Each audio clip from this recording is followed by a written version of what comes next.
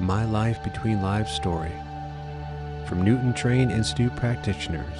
I see a whole change in the thrust of searching for answers about who we are and why we're here. And I think it's wonderful, and I just hope the movement continues to expand.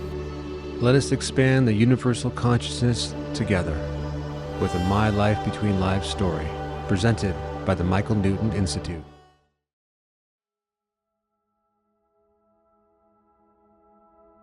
Welcome to My LBL Story. My name is Ekamananda. Today we have special guest, Eric Christopher. Eric is a certified hypnotherapist.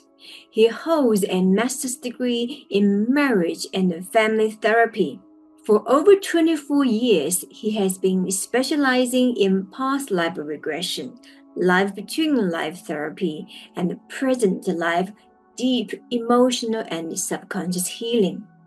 Eric's passion lies in guiding clients into the expanded states of consciousness to access their higher self and inner wisdom, helping them uncover and transform the root causes of limiting beliefs and fears.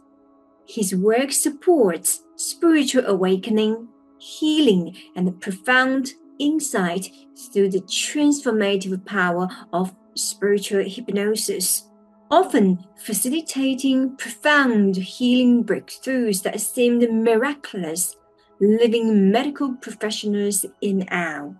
His own path began in India at the age of 24, leading a journey that awakened a deep calling and ultimately led him to the transformative field of spiritual hypnotherapy.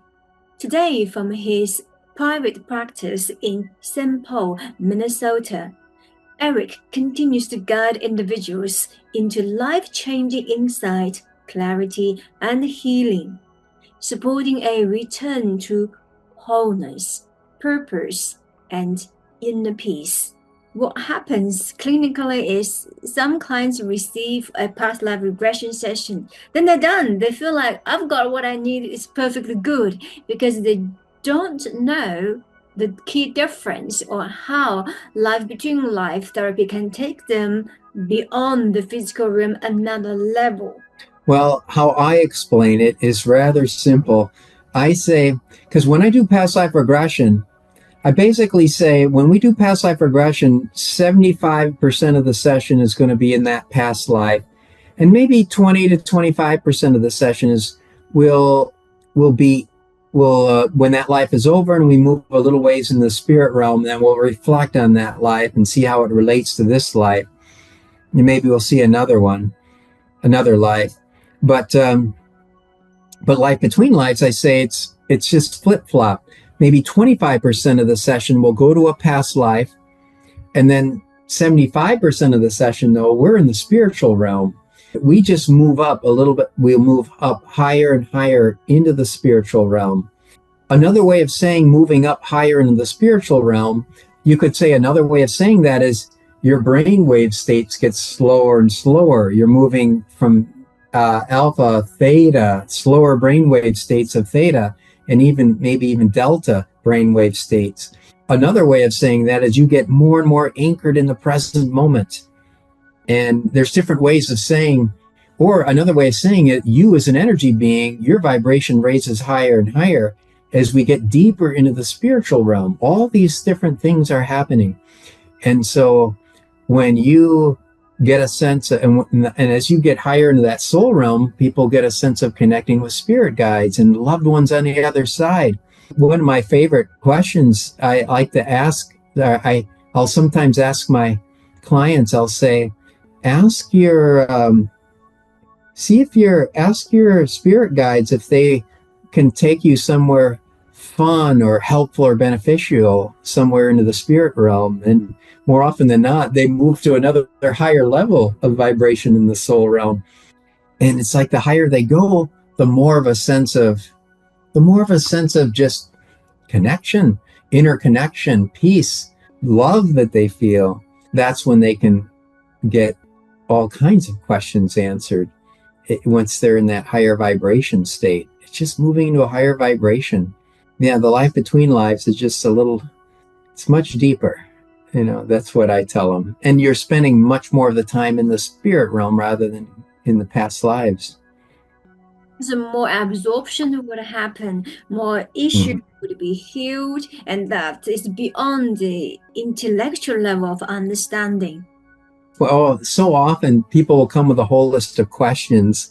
And once they get in that higher vantage point of the soul, sometimes they'll find that their questions, they'll say, I'll say, well, this is what, so and so has asked for a question. And then from the soul's point of view, they might say something like, oh, that's not really relevant anymore. Because they just are seeing things from this expanded view of the soul, this eternalness of you that you are. And that just sees things differently than the human body and mind personality many times. So what might happen in the initial session and later on as the clients expand a little more, higher wisdom coming through may negate or reject what the clients initially actually downloaded. Is that what you're saying?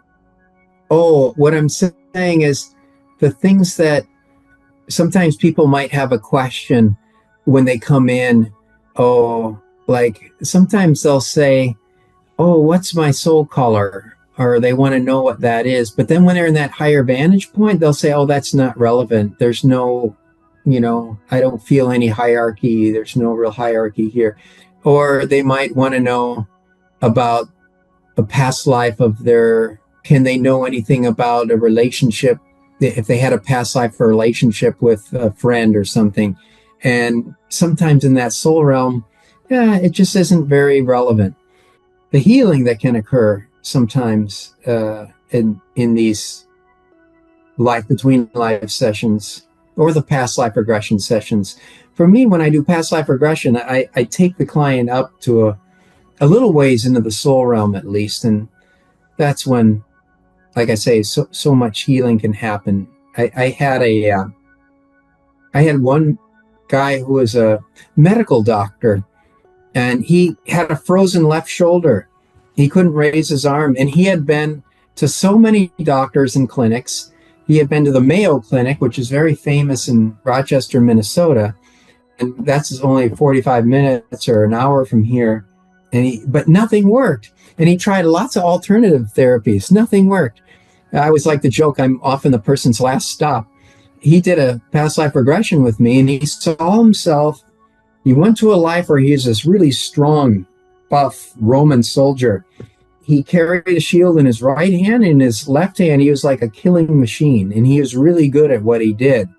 I put out a lot of peasant uprisings and just conquered a lot of territory. But when that life was over, that was when he started feeling remorse over all of the fatherless homes he created and all of the killing that he had done. And then he started feeling guilty. And then he started thinking, boy, I wonder if that has something karmically to do with my left arm. And so I just had the eternal part of him. I said, now you're tuning into this eternal part of you. Why don't you call upon all of the souls that you ever harmed, all of the eternal, the eternal part of them, call upon them and just speak from your heart. And so he did, and he just apologized, and the answers that come back almost inevitably when you're apologizing from the soul realm is hey, it's okay.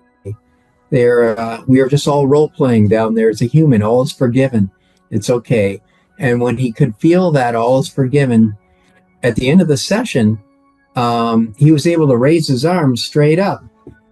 When I saw him 3 years later at a talk by Dr. Larry Dawsey, who was doing a talk about these double-blind studies on the power of prayer, he was at that talk, and he went right up to me and he raised his hand, his left hand, and he said, Eric, that's the only thing that ever really worked. It has a way of, for some people, these past life regressions or life between life sessions can just be the perfect key for what they need. And oftentimes their own unconscious mind or their higher mind or higher guidance knows just what they need. And so that's why, hey, go within and you might find the perfect key to help heal something physically, mentally, or emotionally. I've had many, many dozens of those types of cases. And it's always so amazing and fascinating to me. But yet it makes sense to me logically. We don't know what we don't know. We think we know about our physical condition and how we can fix the problem physically, but the insight and the wisdom that coming through a session, it's an enlightening experience, not to the clients, but also to ourselves as well. I love the work that I do because it really, it cements into my whole subconscious mind that we are these eternal beings looking out through these eyes. We are eternal. I mean, and when I'm doing that day after day, helping people connect to their higher soul self, you start to view things from the vantage point of the soul. So often during the day, down the street, my neighbors had twins. And so my first thought is, oh, I wonder what kind of contract those two souls had that they wanted to be together, and how they knew each other in other lives. Uh, and so that's always where my mind goes. Each relationship we have in this realm ties with how we actually plan this journey and decide where I'm going to land, which sort of family parents I'm going to choose. It's just fascinating and super healing by having to understand our past. That's right. Echo Mananda, I have to share a story with you because remember in 1990, I had that's how I first got in. I felt I started having these spiritual, when that man died in my arms in India, 1990. 23 years later in 2013, I'm doing a past life regression with a woman. She was in her early 20s and she went to a life of a Vietnam soldier, a U.S. Vietnam soldier. And he saw that he died in Vietnam as he was a prisoner of war and he was missing in action.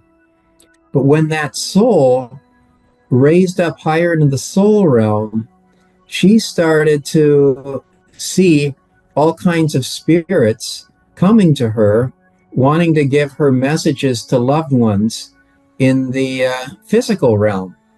And all these other spirits were coming to her. And then she said something that made my jaw drop. She said, Eric, there's a man here. He's from India. He says you were with him when he died.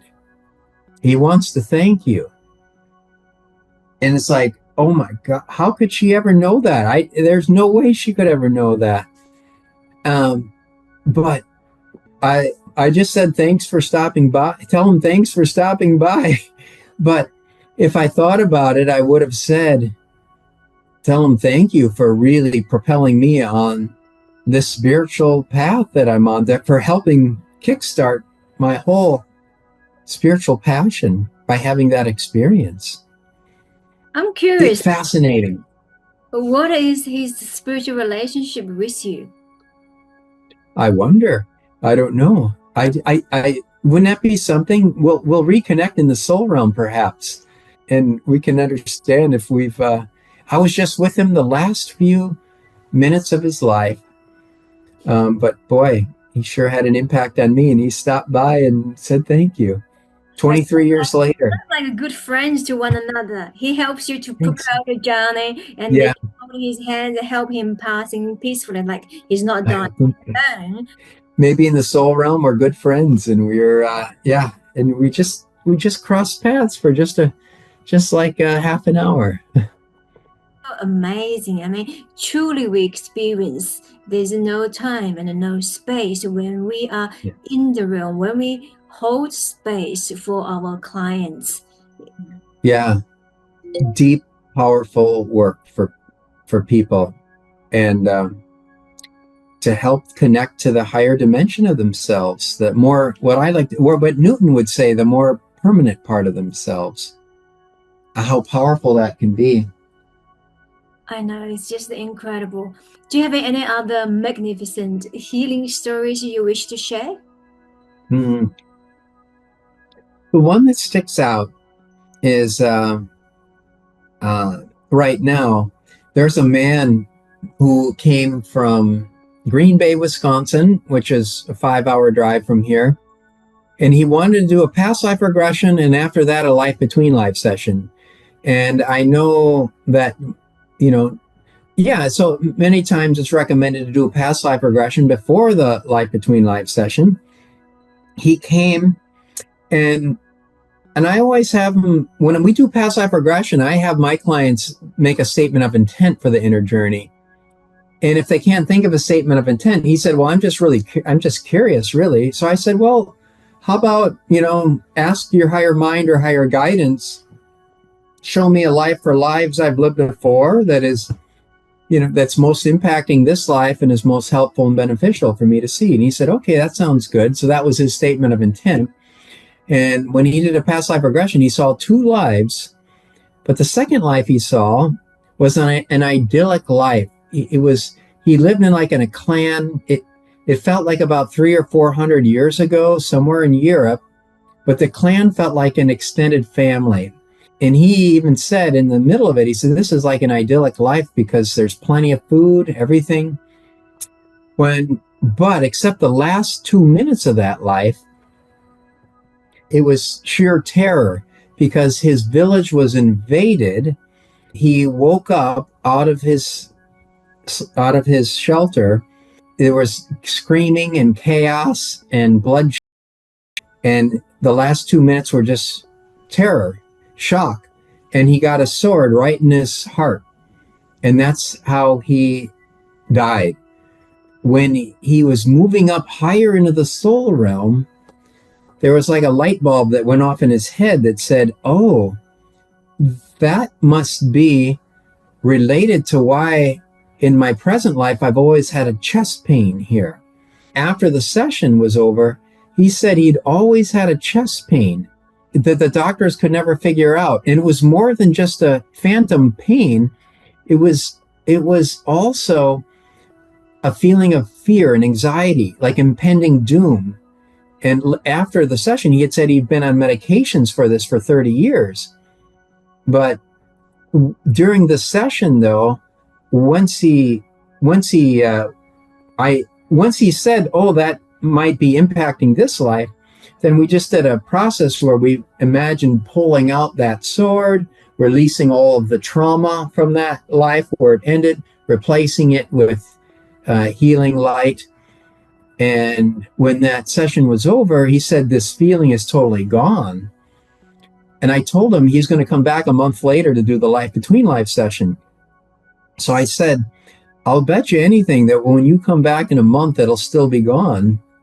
So he did. And we did come back in a month and it was gone still. And then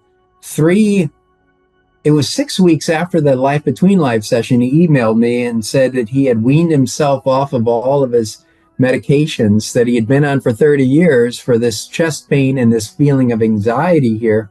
And he's never felt better.